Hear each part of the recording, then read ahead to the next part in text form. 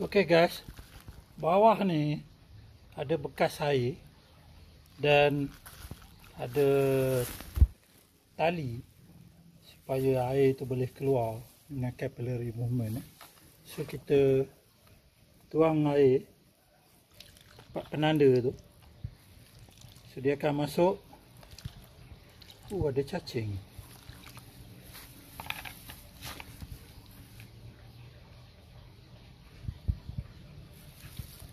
So ini water reservoir kita tadi.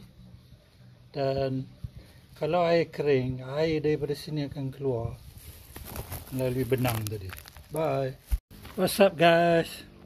Hari ni kita nak buat reservoir air dengan capillary movement.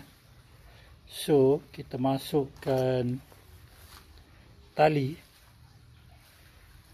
Kita masukkan dia dalam bekas air ni.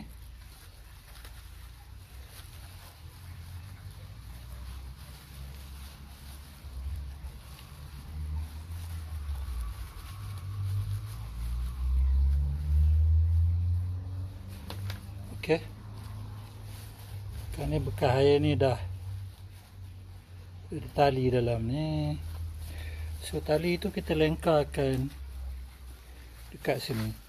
Jadi capillary movement ni akan menarik air dari sini masuk keluar ke sini. Kemudian kita kambus dengan tanah.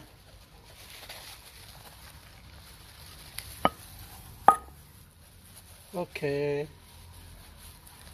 Dan kita akan jirus air dekat sini. So kita tahu dia akan masuk ke dalam ni. Okey guys.